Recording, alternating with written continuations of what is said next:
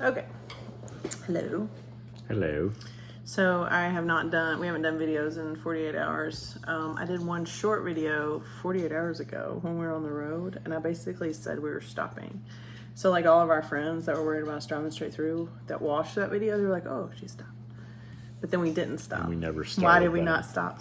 So at first, usually when we've traveled before, I usually plan our stops ahead of time. Because we've done this before where we're like, oh, we might just decide on the road. But we never, it's just always. So like when we moved, I planned it out. And there's been some times that we've gone like, I don't really think of it as a vacation when we go home to Tennessee because this time it actually kind of felt like a pretend vacation just because we were there more, we relaxed a little bit more.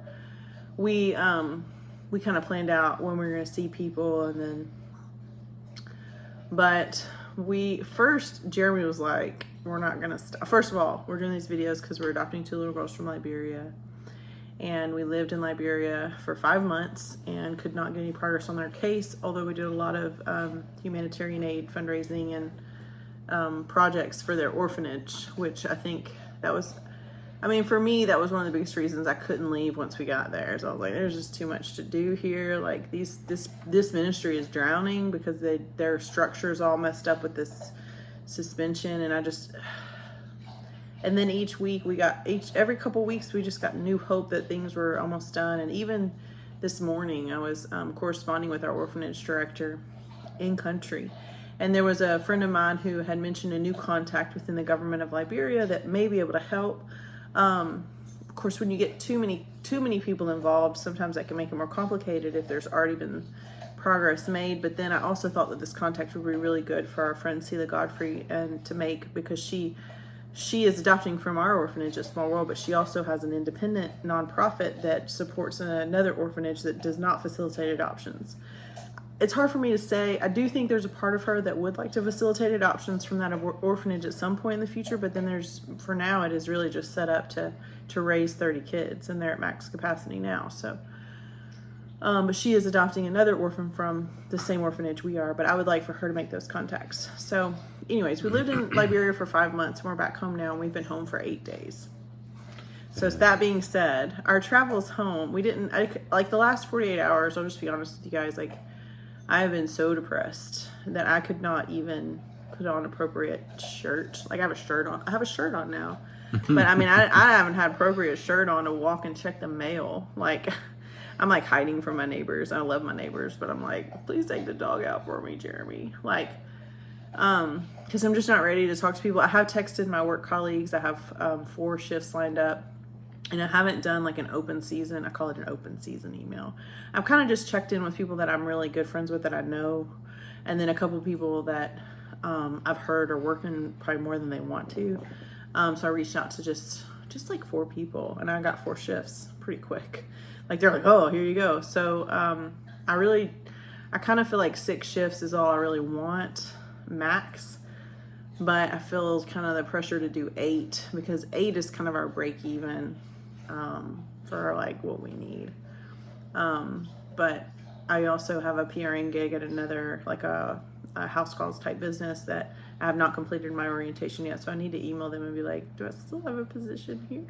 Because I've interviewed with them. I was honest with them that we were going to be gone for a few months and it could be a long time, could be a short time. And they didn't care, but I need to send that email and finish that orientation. I also have to recertify my ACLS, PALS, and BLS online, which is about a 2-day project probably for me to do correctly. I could probably do it quickly and maybe not, but I really feel like I need to review every time. Kind of conscientious that way. My other problem with the work stuff is that I cannot find my work bag. Like I didn't take my stethoscope with me. And my work, really there's probably I feel like it's in a backpack, but there's probably in truth like a gallon Ziploc bag that has like my alligator forceps, which are, if you don't know what those are, they get things out of people's ears and noses. They're these tiny they look like alligators, so they chomp. They're tiny. I got in trouble because we went to court to be supportive of one of our fosters, birth family, and I got them taken from me at this security's kind of like airport security at what'd you call it? The court place. What do we call it? What's the court place called? Court? But it's Courthouse. The courthouse, yeah. The court place, yeah. So the courthouse, the guy like searched my stuff. You go through this x-ray thing. And he was like, what are these? I was like, oh, I didn't know those were in there still. They're my little alligator forceps. I have my own. Because you just get tired of searching for them in the ER. They're supposed to keep them. They always get lost.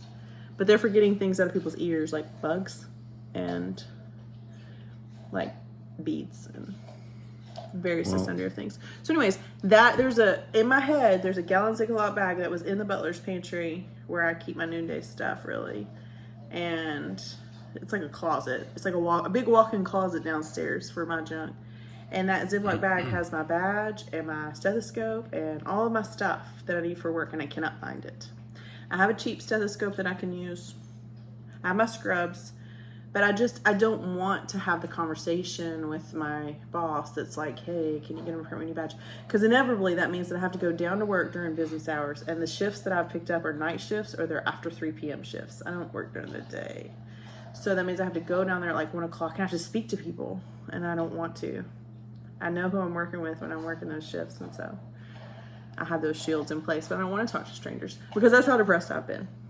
So if I could just find my badge and my stethoscope, just my badge. I don't really need I can make it work without my stethoscope. I just want my badge. I can't find it. I don't know why I didn't just put it in my wallet. I'm depressed about it.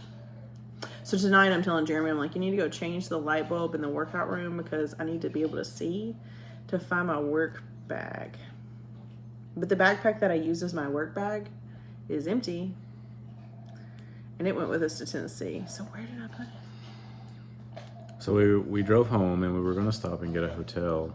Oh, yeah. We were going to stop and get a hotel. It was around 1 o'clock in the morning. Well, I was going to plan it ahead and just get us a hotel, so we just had to stop. Like, we're just going to reserve it, so we're just finishing this.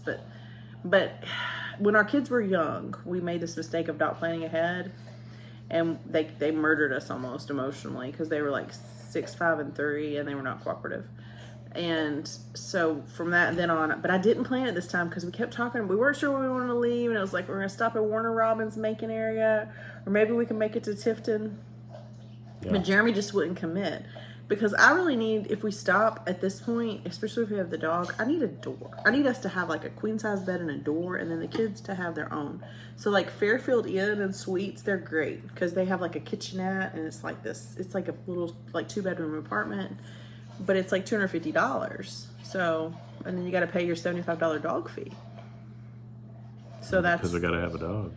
$300 ish before you're even, and that's just because. So the only hotel. Okay, so we left. We went to see my Uncle Jimmy. That was our last stop, and that was kind of the up in the air stop. I was like, I really want to go visit them, and my cousin Carrie, they live next door to each other, so I was gonna go see them both. But Carrie wasn't gonna be home. She was already out of town. I was like, I really want to go see Uncle Jimmy.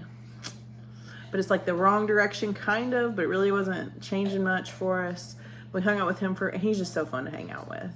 So we stayed there probably a little bit longer. And then we were like, we'll just drive like 5 hours. But then we drove 5 hours and we were both ready to fold in, right?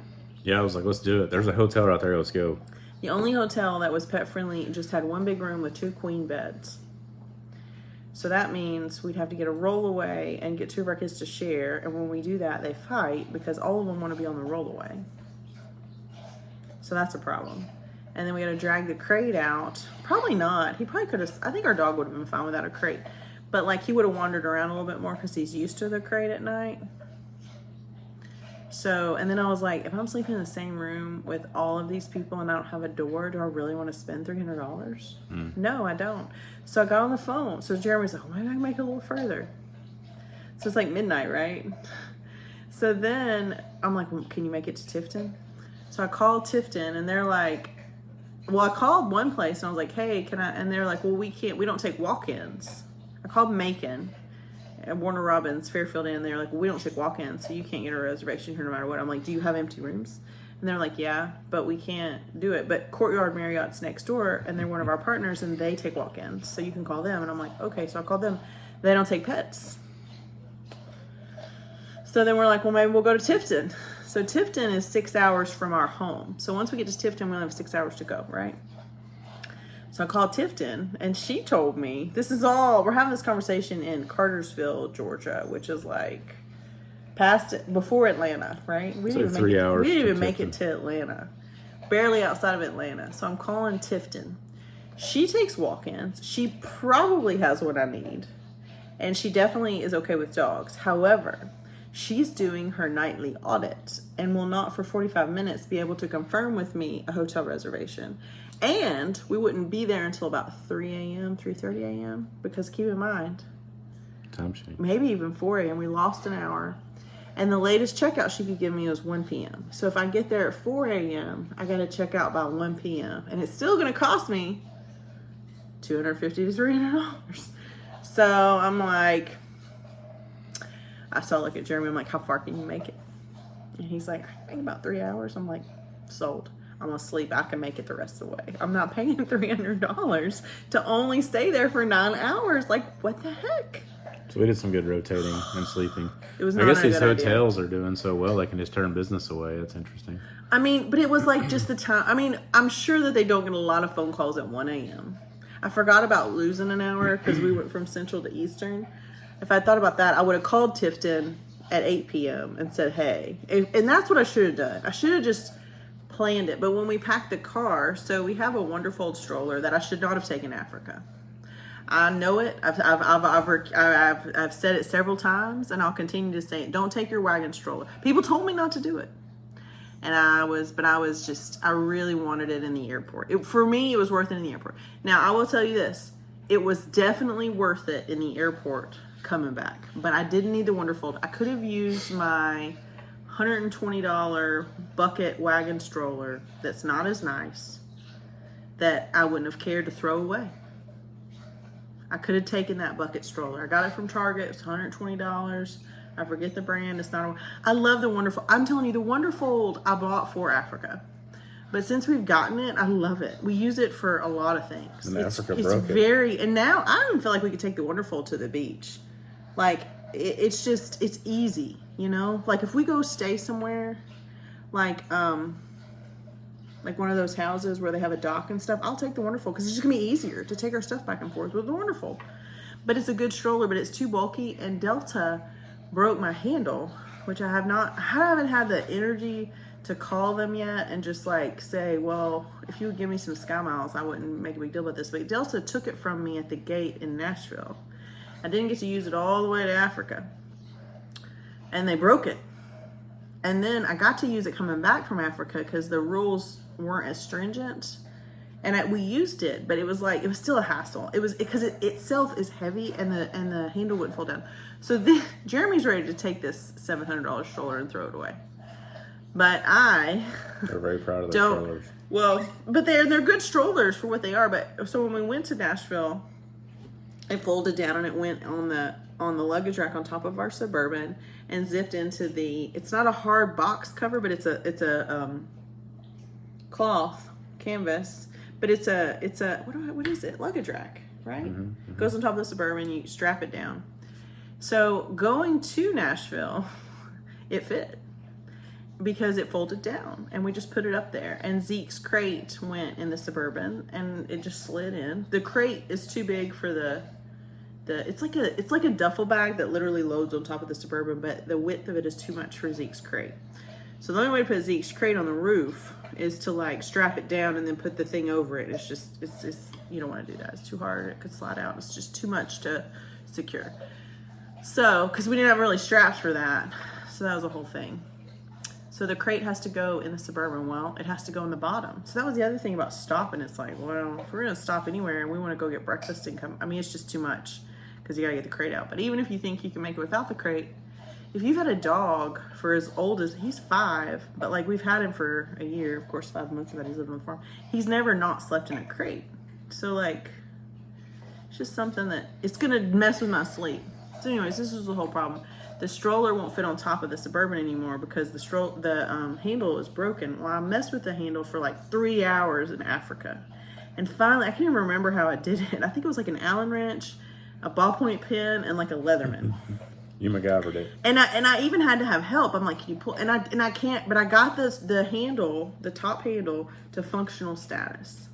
And I'm like, don't touch it again. Well, Jeremy is like, let's just take that handle apart and then we can put it on the roof and we'll have more room in the Suburban. And we don't need that stroller again until we get to, till we get to Florida. And I'm like, don't take it apart. If you take it apart, chances are we'll never get it put back together. And my $700 stroller that's already wounded will be lost to me. Although I'm pretty sure I had to put it together the same way when it came in the box. I could not be rational about it. I saw him messing with my stroller on top of the Suburban. And it's become an emotional thing now because the reason I had the stroller is because if you're coming through the airport with 5 kids, you need the daggum stroller, if nothing else for their stuff.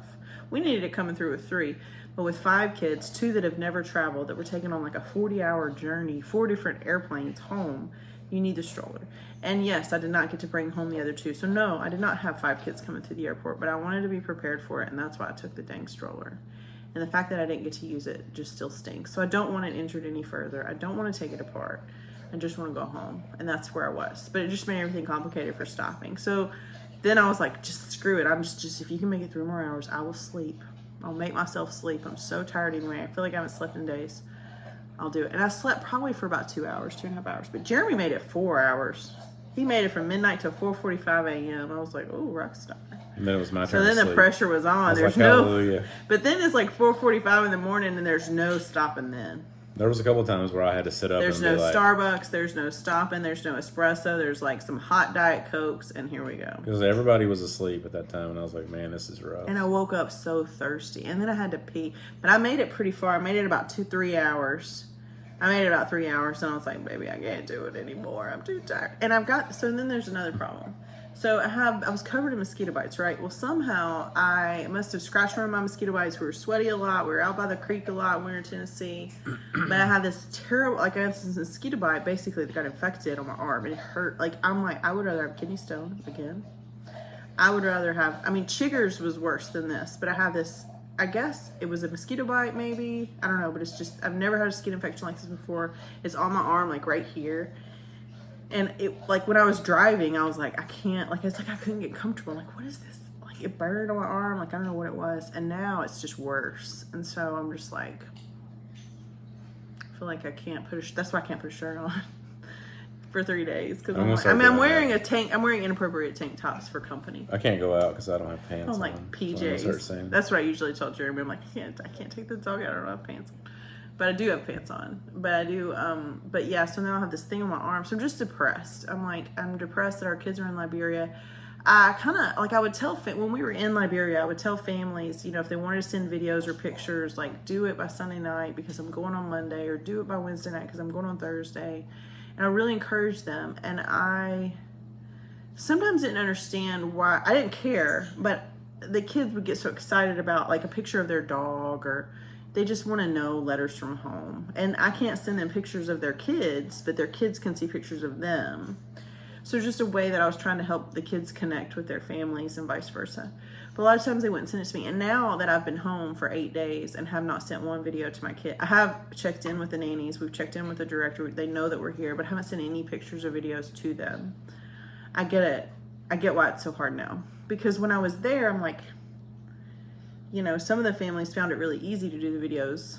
It's just it's like a video card for their kids. Because, mail is expensive and these kids treasure the stuff we get. But now I get it. It's not even that, I haven't had a lot of time to sit down and think about it. I've thought about them a lot, but what I would say in the video, what I want to show them. I've practiced it in my head. I just don't want to send it and have them use their data because I know how valuable that is. To download we could send it to the director too, sure. But emotionally, sending it for me now is accepting that I can't just go talk to them, and it's just a big step for me. I was at Publix today rehearsing, feels like a failure. Sending them a video in my head, what I would say.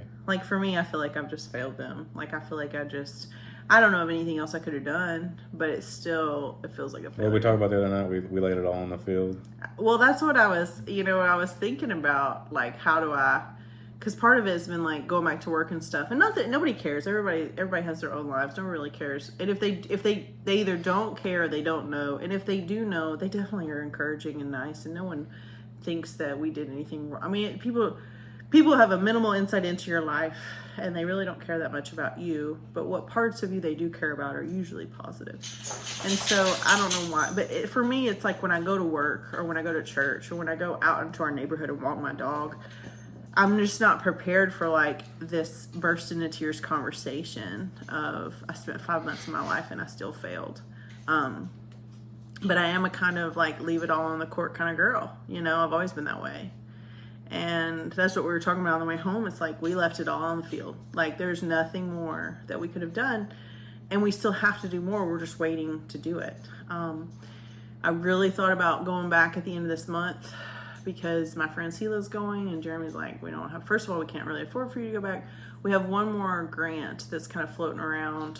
But we have to have actual court dates to receive it that are final. It has to be final trip dates that would get me there. But we don't have access to it right now until we get to that step. And Jeremy's interviewing for jobs, but right now I'm the only one that has an actual job, so I have to work. But more than that, the thought of I've crossed the ocean 4 times in the last 5 months because I came home and tried to rent out our house, and I did so much work on this house, you guys. And I did videos of the work on this house. And it took my kids less than 10 hours to just rip it all apart. I mean, not terrible. They were so excited about like rediscovering their toys and getting stuff out and doing all these things.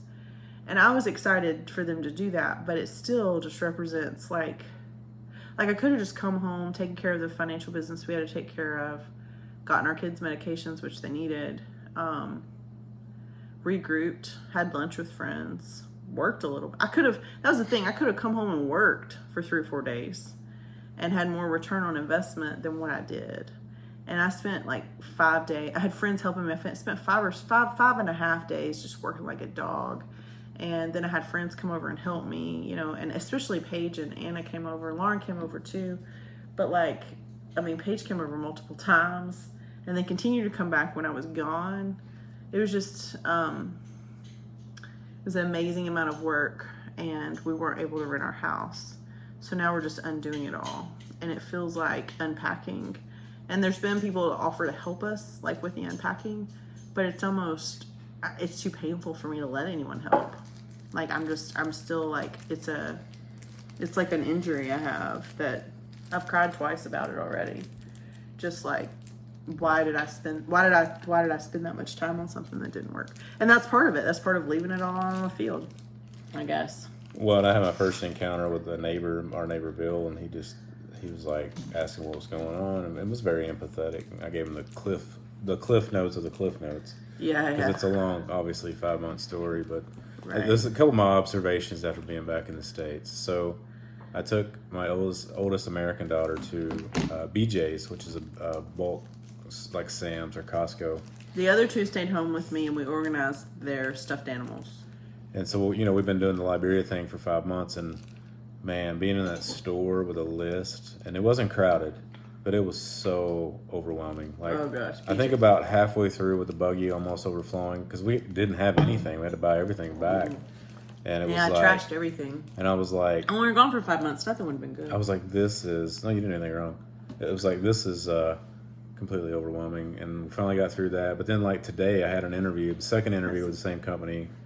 It was more of a technical interview, so it was like I counted 37 minutes, and dude like drilled my brain the whole time, and it was, you know, it was second round interview, so hard. And I think the guy was pleased. Like, he's like, you know, I feel like you're a little rusty because you've not been doing this for almost 2 years. And I'm like, yeah, I mean, that's fair. He's like, I feel like under our tutelage, you would get back on the swing really, really quickly, and which is promising. I mean, hopefully I get an opportunity, which is what I kept trying to stress. Like, I'm just looking. Just give me a shot. Just give me a shot, man. Put the kid in. He can do it, you know. But I hope it's it works a little out. hard because he was doing this kind of work before for a different company and just got to the point of misery with it. I mean, it was just, so it's kind of like, you want it to be a good offer, but also a good fit. And it's like, it would make it easier for sure. But yeah, it's just gonna be good. Kind of a rebound, and like they'll hopefully give me a good fair rate, which they've already discussed, which is good. And they have a good teaching environment too, which will be nice to get some exposure to. So some of the new technology. So the other thing we didn't really get to talk about yet was Chuck E. Cheese. How fun that was. that was a blast. Well, first of all, we came back to a dear friend Devin and her husband Chris live in Centerville, Tennessee. They have children adopted from Liberia, and they took care of our dog for 5 months. And our dog is like totally different than the rest of their dogs. And our dog is, he's a hunting dog, so he's a predator by instinct. And they have all these small animals. Luckily, he didn't kill any of them. He ran away. So it's funny because Devin told me that he kind of got away twice, where she was a little nervous, like, whoa. But if you talk to her kids about it, it was more of like several times he got away, and they were like, oh, where'd he go? So they found him. He was fine. He enjoyed the farm. But he lived there with them for 5 months, and I can't, there's no way to thank or repay someone for something like that, because it's not something you can just do. And Zeke's a shelter dog to begin with, so I can't take him back to like a shelter situation, because that messes with them. You can't do that. So had she not done it and we had someone else watching Zeke for a few weeks, we would have had to come home sooner. So she really gave us permission to just be gone. I would love him as if he were my dog and he were always here. So, but she was fun for us to take him to. Just they have bunnies and cats and stuff, and he just, you don't know what he's gonna do when he catches them, but he chases them with excitement. So who knows what would happen. He didn't kill any of their cats, but there was one that was missing for like 10 days, and she was a little curious, maybe kind of looking at Zeke second, looking at him like, but the cat eventually came back, so it wasn't Zeke. But anyways, we had a great time with them, and on Wednesday and Thursday we spent time just chilling out with them. And on Saturday, we just, sat by their creek. Kids jumped off the jumping rock. She and I went and had lunch with Sela, had mom's lunch, which was great. And so it was really, really relaxing. They cooked for us every time we showed up. We had a late lunch, and then 2 hours later, Chris was cooking tacos, so I ate both. Devin was like, oh, we just ate, I'm okay. And I'm like, I'm just going to emotionally eat my way through this crisis, so bring on the tacos. But then Friday we went to Chuck E. Cheese, which was really fun. That was fun. So I was basically like, told all my friends, because we have a lot of friends in like the Donaldson Hermitage, Mount Juliet area, Lebanon, friends and family that we've known forever, that have known our kids since they were babies. Some of them know me since I was a baby.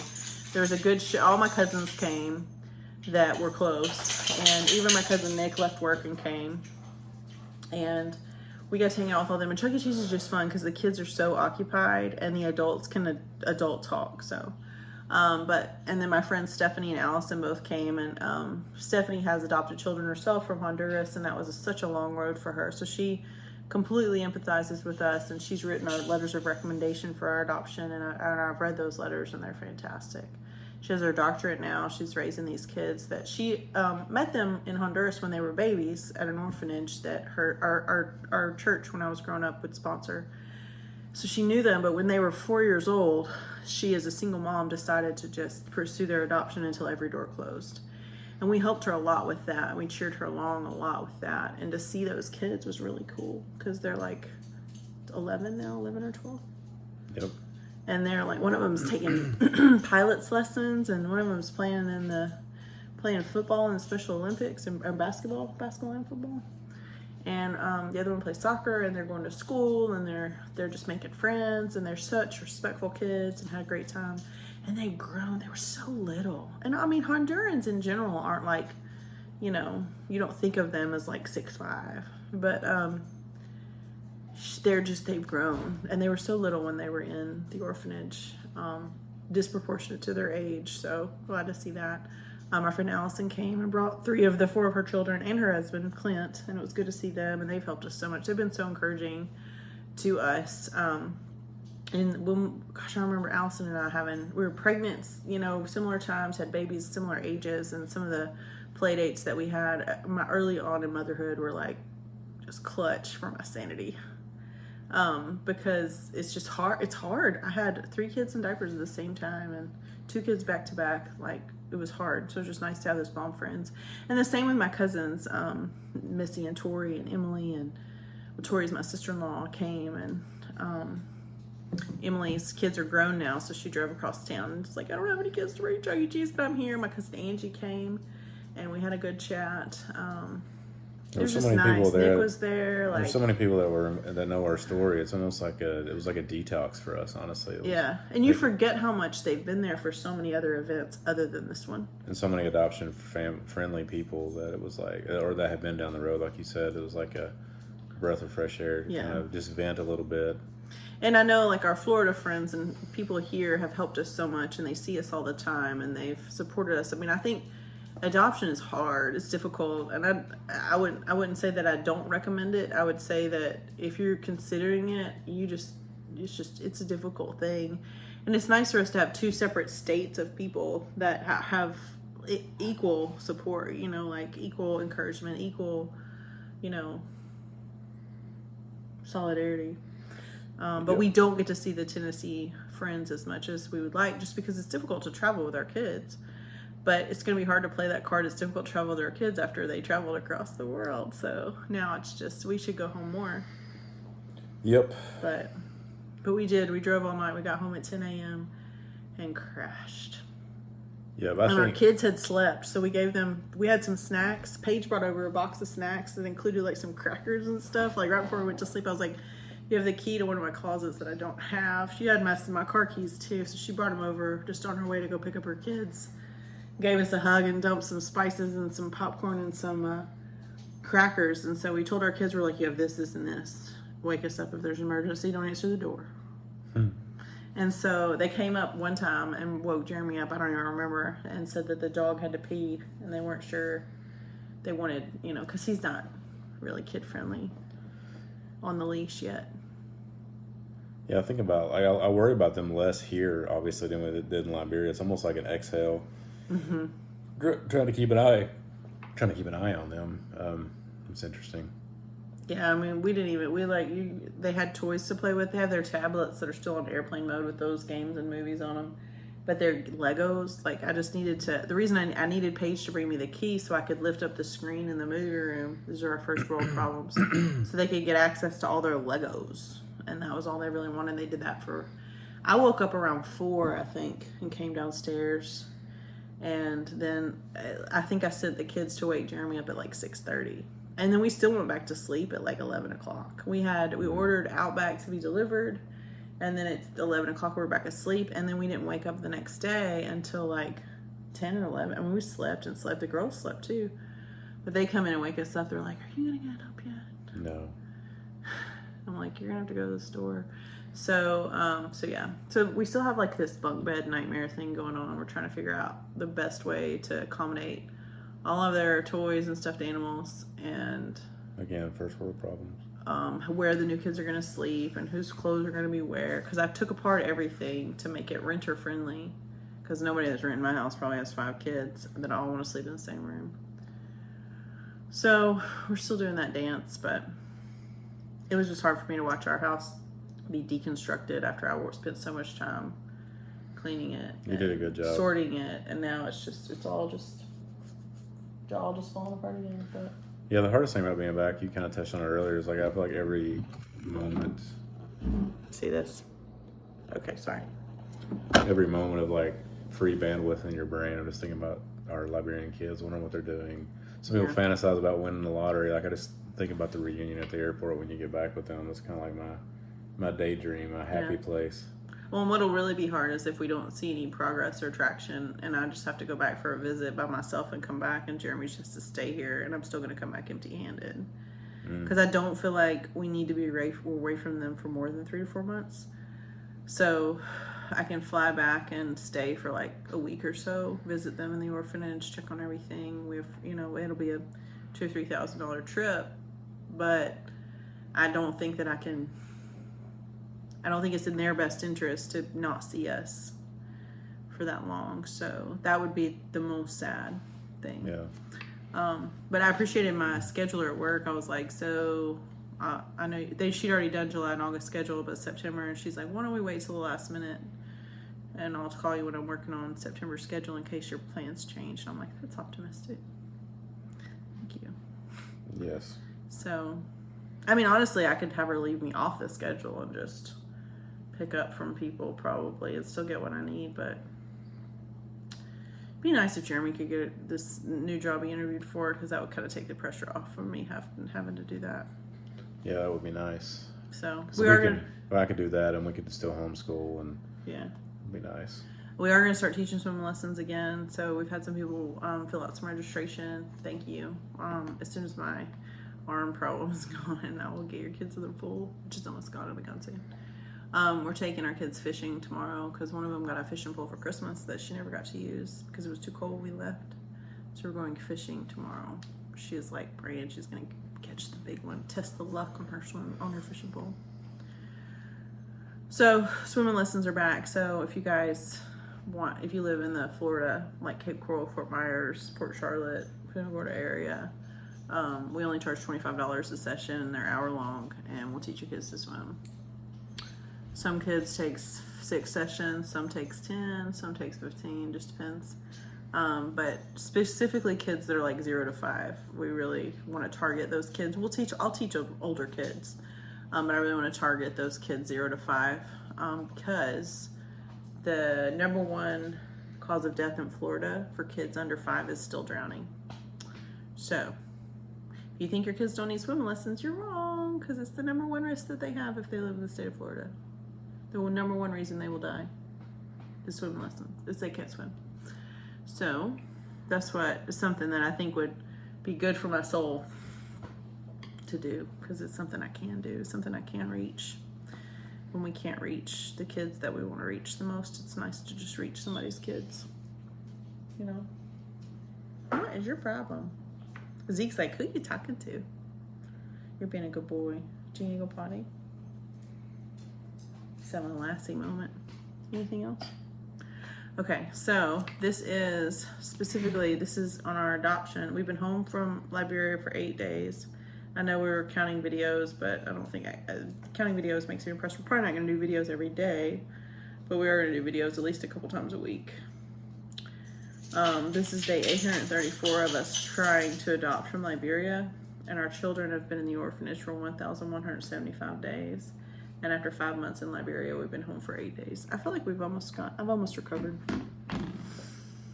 Not me. We've been back in our house for 36 hours. And that's a whole new problem. That's it, right? 36 hours? Sure. No, more than that. 48 hours, like 60 hours we've been here. Wow. You don't know, do you? Don't know. All right. Anything else? Nope. We're getting you a haircut on Saturday. That's what happens when you put hair gel in for your interview. Look at Jeremy's fro. And then I'm making it poofy and you're pushing it and down. the guy's like, oh, you don't have to turn your camera on. I'm like, man, I could have had a hat on. Did you have your camera on and you turned it off? Yeah, he told me to turn it off. I didn't need to turn it on. Like, did he have his camera on? No, he's like, we don't need to do our cameras. The only thing after the interview, I had to show him my driver's license to prove that I was who I said I was. I think that's awkward when you have your camera on and you turn it off. No, he said he gave me permission. I'm like, cool, no problem. So he didn't see you stressing. I mean, he did. He saw me sitting there with my glasses on, look, when my hair was all fresh. But like when he was asking you questions and you were like, dude, I don't know. Hmm? When he was asking you questions and you were like, dude, I don't know. He didn't get to see that face. I didn't say, dude, I don't know, but... What'd you say? I said I'm not 100% sure. These interviews, though, this is kind of Jeremy's, like, industry. Like, so you do your first interview that's, like, meet and greet, and then your second interview is basically, like, a quiz. It's like a test by, like, the big dudes. Like, the really smart people, smarter than Jeremy people. Yeah, I was very And I'm like, bright. you know he's just going to drill you until you, like, really miss stuff and just see how you cope with that. He was like, okay. And that's what happened. I'm like, so be prepared. They don't do that in my work. I had cheat sheets open and everything. I was ready to go. You can't really tell in the ER unless you just you got to interview them if the interview okay and you hire them. They got all the credentials, but you can't tell till you drop them in if they're going to work. And even if you've been really good in the ER somewhere else, you can come into a new place and it don't work out. The ER can be cutthroat. I miss it in some ways. In other ways, I'm okay. We've got an adoption to pay for. I'm going to work, don't worry. Me too. Okay, love you. Love you.